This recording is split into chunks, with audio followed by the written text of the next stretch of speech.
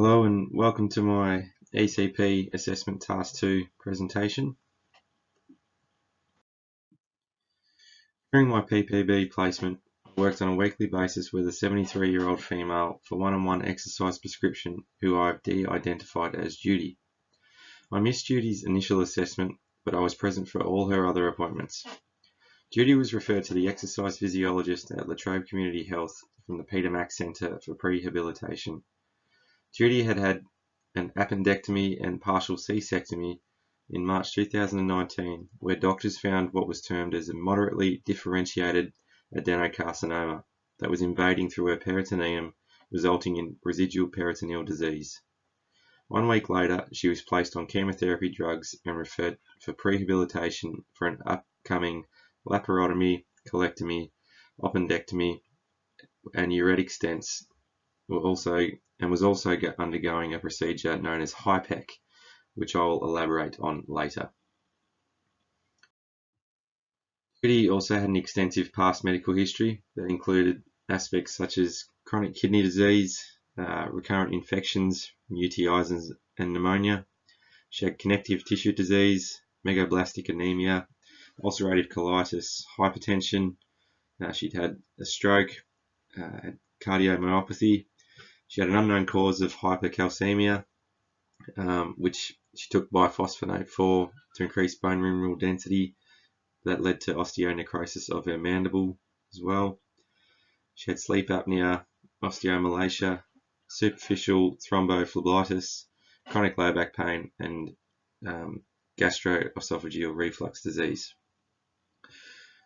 As you'd expect, she's also on a number of medications considering her medical history as well.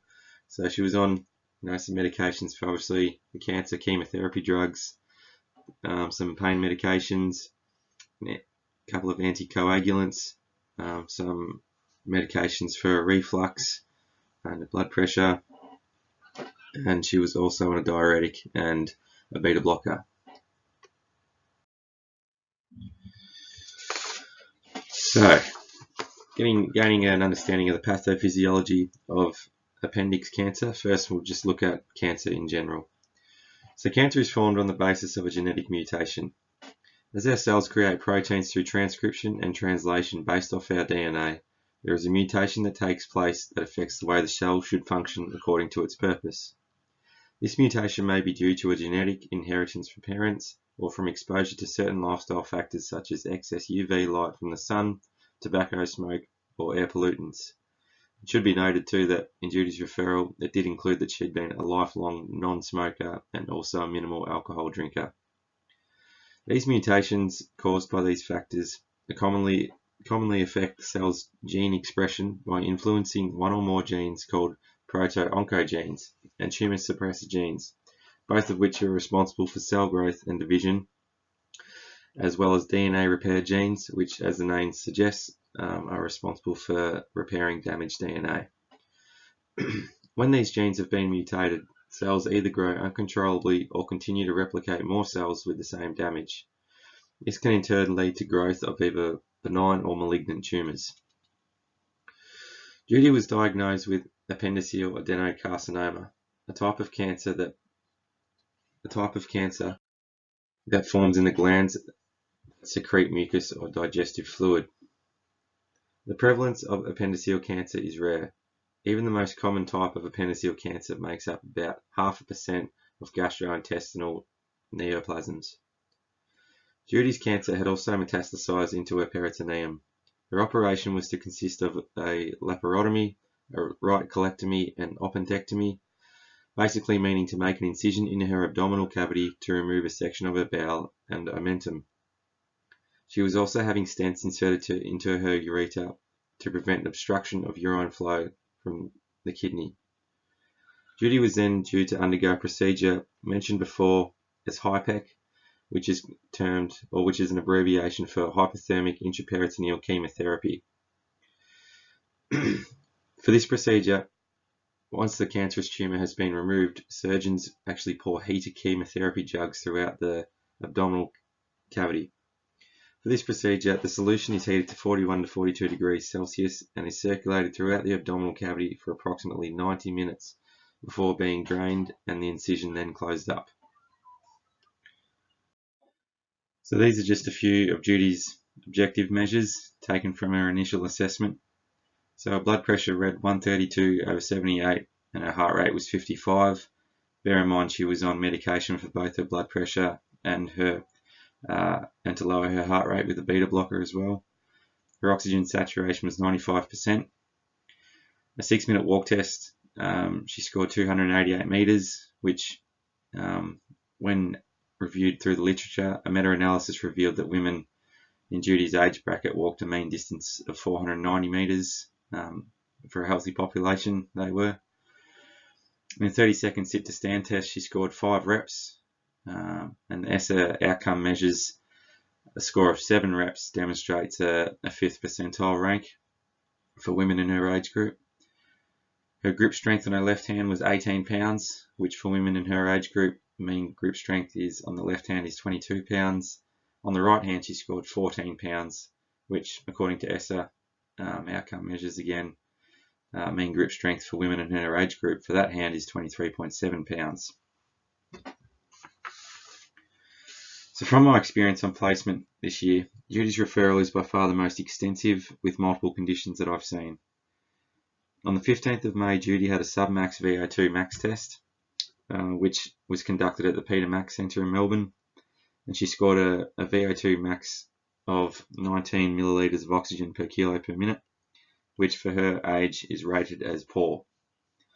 Also with the referral was a fairly stringent letter from the exercise physiologist at the Peter Max Centre, stating that it was imperative that Judy increased her VO2 max to 23 millilitres of oxygen per kilo per minute, which for her age group would be rated as fair. Otherwise, surgeons wouldn't be able to operate on her. So it became quickly apparent to me from the referral that the purpose of increasing Judy's VO2 max was basically so that she would be fit enough to survive the surgery. And she had about 6 to 8 weeks to achieve this. Judy had several barriers in her ability to prescribe her exercise. First, Judy was limited in her ability to ambulate herself, despite her referral stating that she was independent with all her ADLs at home. Judy walked with a 4-wheeled wheelie walker and could not tolerate standing for long periods of time without suffering back pain.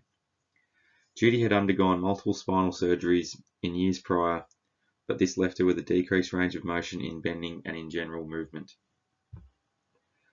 Judy's diagnosis of osteomalacia also inhibited the options for the modality of exercise we could use. Impact exercise made Judy's legs progressively sore to a point where she couldn't tolerate the pain, and it was suspected by her surgeons a few weeks into the exercise regime that Judy may be suffering from hairline fractures at the distal portion of her femur. However, despite this, the referrals from the surgeons also stated that basically the risks, or the benefits, that she was going to need outweighed the risks in terms of potentially further fracturing her femur, just because it was so imperative that she had this surgery and was fit enough to survive it. We also had the barrier of overcoming Judy's side effects of some of the medications that she was on. A week after her diagnosis in March, Judy had been on chemotherapy, which made her feel lethargic and fatigued, and feeling as if exercise was the last activity she wanted to take part in. We also had to keep in mind that some of the side effects of the chemotherapies resulted in a decrease of bone mineral density too, which would have an additional effect on Judy's osteomalacia. Furthermore, Judy was also on a beta blocker, meaning that her heart rate was decreased, thus affecting her ability to perform exercise at an intensity that may be required. Time-wise, Judy was also only able to attend 2 exercise sessions a week for approximately 30 minutes due to travel restrictions and other doctor's appointments that she needed to attend to in Melbourne throughout the week.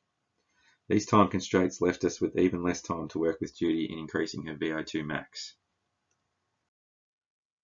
This is a list of references needed or used throughout the presentation, and thank you for listening.